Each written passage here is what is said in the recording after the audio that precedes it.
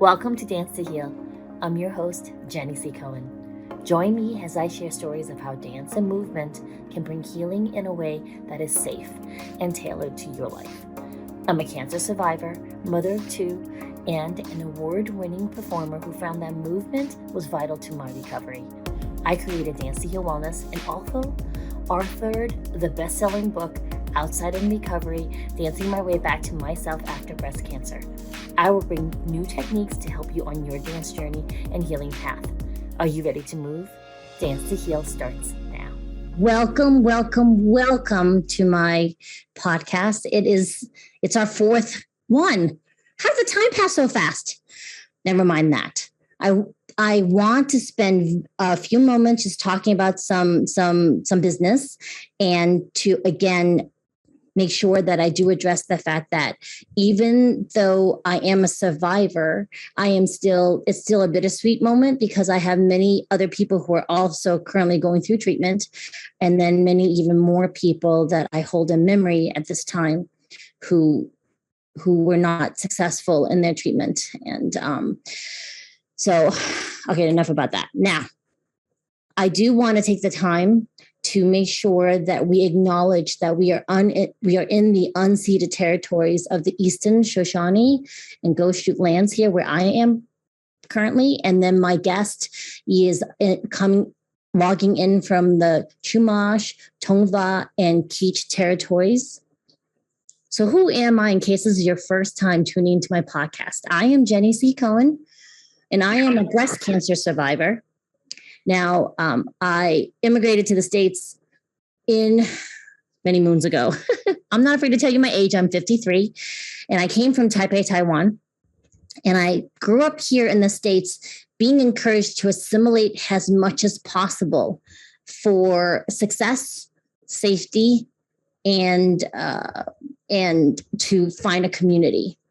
And in the process, I lost actually a lot of my culture because my parents were very busy being immigrants. And being immigrants meant they worked 6 days a week, often 15 hours a day, so that they could provide a safe home and food and eventually a college education for myself and my brother. And in exchange, they needed me to continue to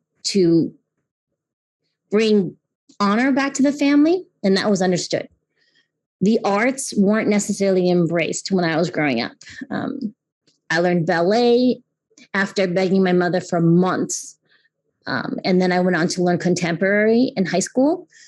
In college, I took some dance. And then once I graduated and I was working as an occupational therapist, I found hip hop in the city, taking classes along people who were very similar to my guests, just these proficient, gifted, hardworking movers. And here I was, someone who had never really trained aggressively, trying to keep up and just loving it. Dance has always made me feel very, very free. And once I found in the States, we call it belly dancing, and different countries is named different names. I primarily study through Egypt-based belly dance. It's called rock sharki. Once I found that, it actually had me wanting to find more and more of these source teachers. I discovered rock sharki, and I also started taking Polynesian dance. And I even learned source dance of the Odissi from the country of India. Now, I'm talking to you about Polynesian dance because I had a teacher. The whole process of it is very family oriented. You have a teacher. And I loved my teacher because she was the mom of my friend. And this particular school, you had to sing for permission to enter the room. And then your teacher would then sing permission for you to come in. Now, for me, having grown up in the States, I never felt I had a right to have a voice. So this art form and this culture helped me give me permission to have a voice, even though this dance was so beautiful. And I would cry every time I went into class. But it was a happy cry, not a sad cry. And why am I talking about this experience? Because my special guest, his name is Kapua. He released some some songs that I've been playing in my past podcasts. But before I introduce them to you, I'm going to have my wonderful producer, Jessica, play some dance clips. If it's a radio section, you're going to go onto YouTube and find Kapua, Kapua, and look for his dance videos. But since we're tuning into the podcast, you get to see visually his gift and also a small section of his dance, like his video from his first release, King. Jessica, if you could play.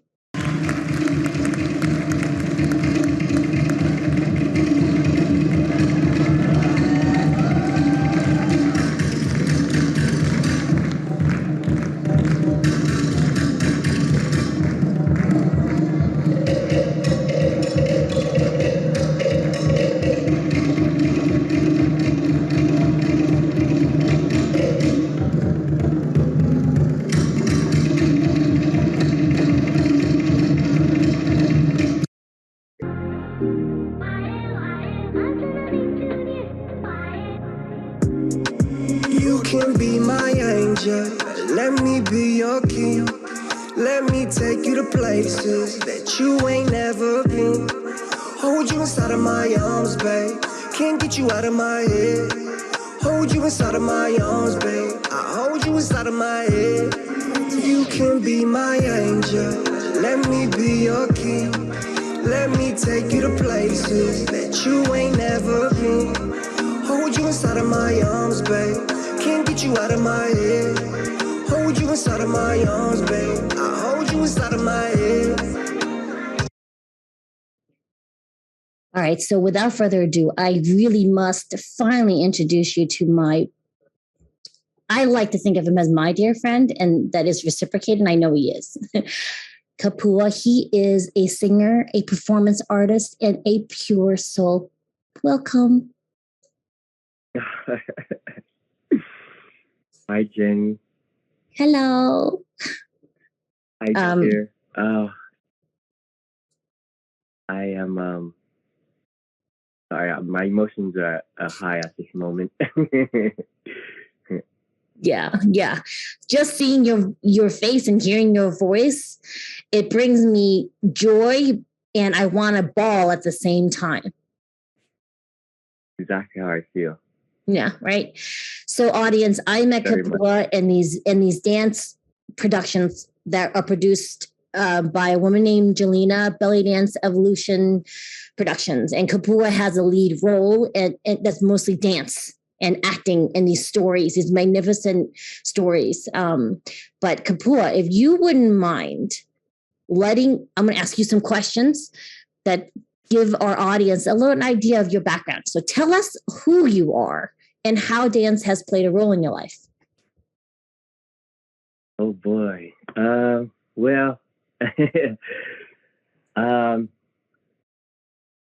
I'm your island boy whose roots are very much tied into his family. I'm very family oriented. That's my base. That's my foundation. And the role that dance has played in my life has been, is, and will always be very vital. It honestly has been around since I was in diapers, and has just been an instrument, a tool, a vessel, and an outlet of passion for me to tap into, to explore, and to utilize beyond myself in sharing with other people, other beings, other walks of life, other dancers, and also folks who just don't feel that they dance at all. It's become an external language that I have been very humbled by to utilize and connect with people with. And growing up, my dad, he's a DJ, so there's always music playing in the house. My mom, she naturally just loves to dance. You know, my aunties, uncles, cousins, everybody, you know, from our family barbecues, one thing was always dancing. If we're not eating and laughing, we're dancing. So it's definitely been something that has been from the root and has grown to gracefully and thankfully bring me where I am today, and where I can share this art, this expression with others. And I definitely stand by dancing being a very therapeutic tool of youth, as well as a art of healing, most definitely. So you said you grew up with it. Did you grow up with it more as a part of family only, or also in addition to classes? Sure. In regards to Polynesian dancing, that came from family, growing up in the culture of the various heritage and arts within the Polynesian umbrella, and background of me dancing in hip hop, jazz, contemporary, and modern. Those came in through it came in through TV in the living room, watching and dancing in the living room, and then grew into me joining my first dance studio back in the Bay Area called Mission Dance and Performing Arts. How long were you there? Mission Dance and Performing Arts, I was there the start of my freshman year, 14 years old, until actually I left the Bay Area, 14, 15, 16. So 3 years. I was with Mission Dance for 3 years. And then I relocated, and then at one point in my life returned to the Bay for quite some time to then teach at Mission Dance. So it was a beautiful full circle of being able to be a student and then a teacher. Yes. Oh, that's so exciting. So are there any particular forms that resonate with you? I know you're very humble, so I get to sing your accolades to the audience that's tuned in and who will hear the recording. Kapua moves your soul. If you weren't moved from watching the videos, you need more Kapua. I just need more. I'm so sorry to insist on that. But which ones really move you? Like in your heart that you go to when you're feeling down? Of course. They both have their own worlds of just uniqueness. As far as the classes I've taken, the backgrounds I've taken in class, and then my Polynesian background. But because I initially grew up and started Polynesian dancing at the forefront, that I would say is the most closest at heart for me, and that is definitely the seed, the core seed of it all. And would you please help the audience understand what you mean by Polynesian dance? Because a lot of people have a conception of it being like, oh, you mean like Hawaiian dance? So why don't we explain to them a little bit of that? Yes, I would love to. So I started with my first Polynesian school, which we call a halau in the Bay Area, called Otea Api, under the direction of my uncle Anthony Manawes and his family. And within the halau, they teach and cultivate various art forms within the islands of Polynesia. So we have, which is one of my favorite, Tahitian, based out of Tahiti, hula from Hawaii. And then we have, for example, like the Maori culture, where we form the very sacred ritual, haka, is from Aotearoa, or New Zealand. And then we also have the Fijian dance, which is from Fiji. I've gotten the pleasure to learn the Samoan slap, based out of Samoa. So there's a lot of within these islands their own unique and specified art form, but underneath the complete umbrella of Polynesia. So, for example, when I perform with the entertainment company that I am with today, Kokotiki, we provide professional luau entertainment, and within that showcase, we take the audience or the party from island to island, and we showcase and share the art form of each island. Wow, exciting. Yes, yes. Thank you for being patient with myself and the audience to explain all that, because a lot of times those of us who aren't familiar with it, it helps illuminate what we're seeing so we better understand it. And I've always wanted to learn. I've only learned mostly the hula from Hawaii, and so it was very surface because I wasn't able to study it intensively with my halau, but it was so much enjoyment and fulfillment during that time because you're embraced as family as soon as you walk into the door. Purely, yes. Yeah. Now I have a question. Where can the audience find you? What is your preferred mode of communication? If they want to find out what your classes are, because you're teaching currently, correct? Or to find where Kokotiki is, where can they find your music that you just produced? Sure. Yeah. Thank you for asking that.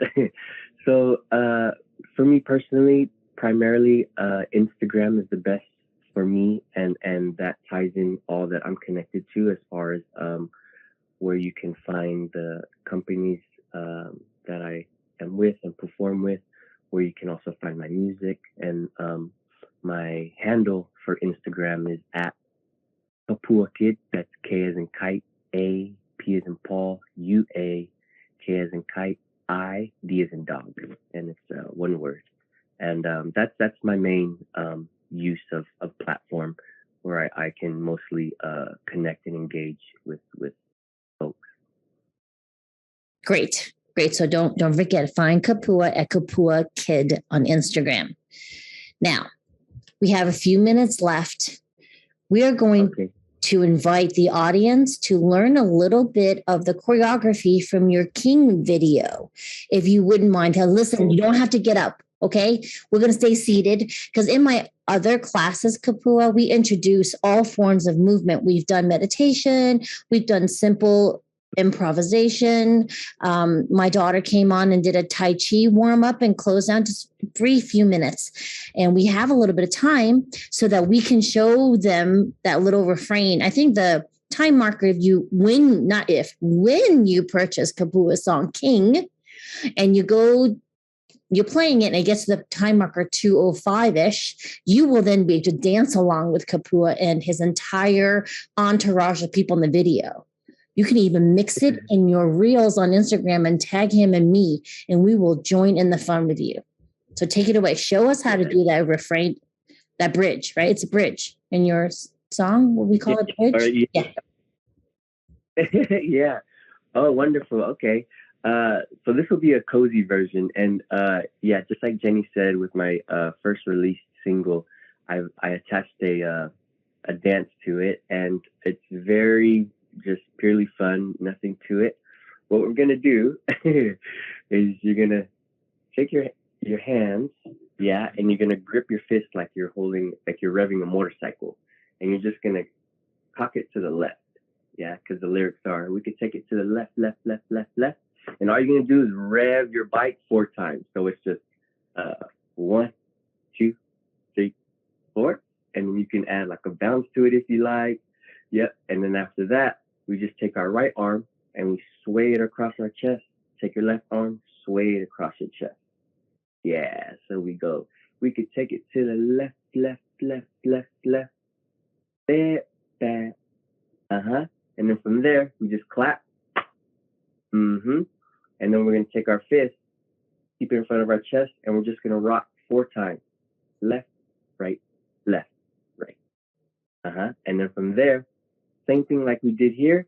It's the same movement, but all we're going to do is just roll it and roll it. Yeah. So we did clap, left, right, and then roll right, hey, and roll left, hey. And that's it. So we glue all that together. It goes like this with the lyrics. 5, 6, 7, 8. We could take it to the left, left. Step back. I could take you to the west, roll back. And then you repeat. Left, step back. Hey. West,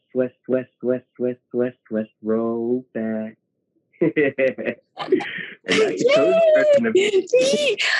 I feel like I'm in his video now. Do you? Okay, anyways. So listen, don't forget, you can contact Kapua on his Instagram. We have just enough few minutes to play this song, and we're going to freestyle it out at the end. One other thing, I have a special guest, 2 special guests coming up in November, where we're going to have live audience included in the actual podcast with a Q&A at the end. So make sure you stay tuned in so that you can sign up for that invite. Also, the Cornelia Stephanie Media Group, we are launching our app October 18th. Go to your app store and do KSMG and download us so that you can have access to this podcast on your app 24/7. You can come back and replay how cute Kapua is, and you can have him with you no matter where you are. All right, you ready? Okay, please, Jessica, hit that song. All right, Jessica. Get it to the left, step back. I can take you to the west, roll back. We can hit it to the left, step back. I can take you to the west, roll back. Freestyle. Thank you, Kapua. Oh, Jenny, thank you from the bottom of my heart. And I just have to tell you, I really appreciate you sharing you and your story in the very beginning. I feel much more closer to you, and I admire you that much more. This has been purely a gift to me, and you are just a light of a blessing. I'm going to get off the podcast. I'll go cry and weep in happiness. Thank you so much for coming, Kapua. Thank you, Jessica. All right, we'll see you next week. In 2 weeks. We'll see you in 2 weeks in November. Hold you inside of my arms, babe. I hold you inside of my head. We can hit it to the left, step back. I can take you to the west, roll back. We can hit it to the left, step back. I can take you to the west, roll back.